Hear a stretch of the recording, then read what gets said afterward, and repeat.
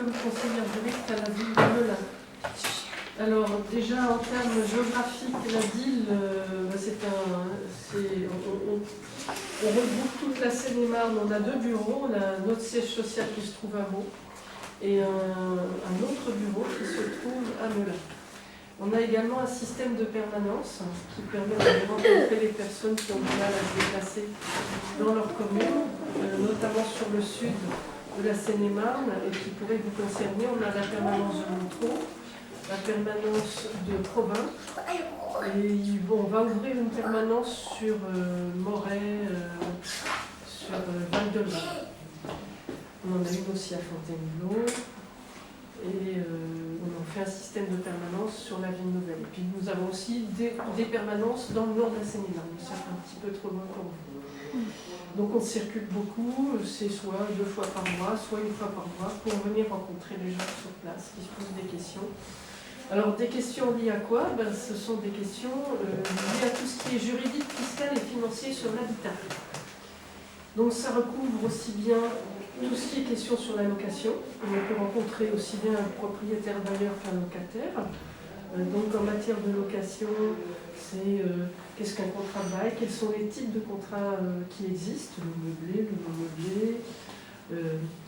meublé. Si je suis locataire, je suis en difficulté pour payer mon loyer, qu'est-ce qui va m'arriver, qu'est-ce qu'il faut que je fasse, quelle structure je dois aller rencontrer pour voir si j'ai le droit à des aides, par exemple.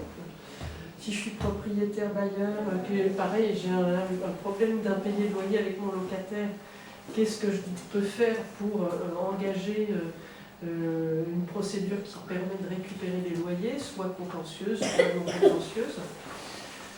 Tout ce qui est droits et obligations, et dont justement les histoires de logements non décents, tout ce qui est habitat indigne.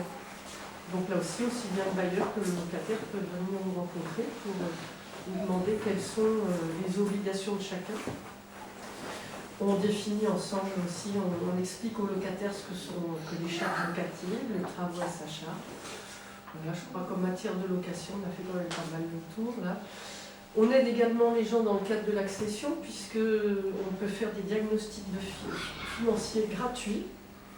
C'est-à-dire qu'on rencontre les personnes et on voit avec elles, en fonction de leur capacité d'endettement, quels sont les prêts qu'elles peuvent obtenir pour financer leur accession.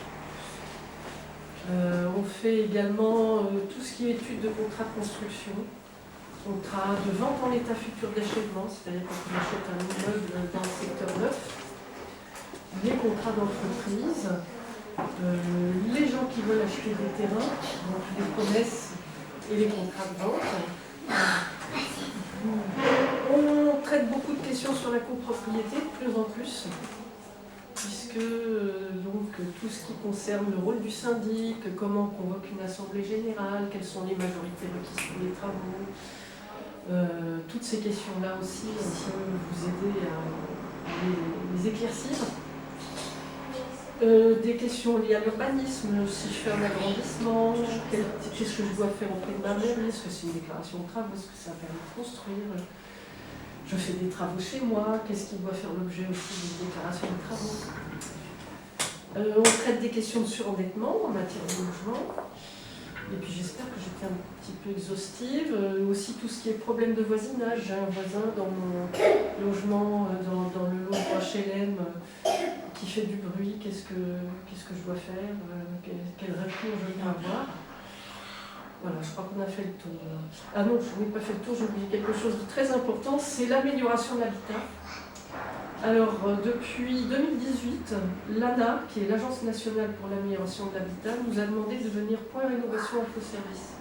C'est-à-dire que les personnes propriétaires occupantes ou propriétaires bailleurs qui souhaitent faire des travaux chez elles peuvent venir chez nous pour se renseigner, pour voir à quelles aides elles peuvent prétendre pour améliorer leur logement. Est-ce qu'il y a des conditions de ressources? Est-ce qu'il y a des conditions? Oui, ce sont les propriétaires. Maintenant, si un locataire peut également faire une demande, et ça arrive souvent dans le cadre de l'amélioration pour l'adaptation au handicap. Un locataire peut faire une demande, et si le bailleur est d'accord, il peut avoir des aides pour faire des travaux, et en général c'est pris en charge dans la rue. quand on regarde le panel des aides qui existent, dans la majorité des cas, c'est quasiment totalement pris en charge. Ça, c'est droit de farine. Alors, Ça existe toujours. oui, mais sous un autre nom, Solia 77, et c'est un opérateur agréé par la NAF. Donc oui, on travaille en lien avec Solia, SOLIH, Solia 77, qui est en fait l'ancien réseau des Pactamis qui a changé de nouvelle. Et c'est un des opérateurs, en fait il y en a plusieurs, qui est agréé par la NAF pour faire la visite du bien, déterminer selon le gain énergétique, toute la grille de dégradation du bien. Et dans certains cas aussi, ce sont ces opérateurs-là qui peuvent être nominés dans le cadre d'opérations plus larges, ce qu'on appelle les opérations programmées pour l'amélioration de l'habitat, qu'une commune ou qu'une communauté de communes peut mener pour restaurer un quartier, par exemple.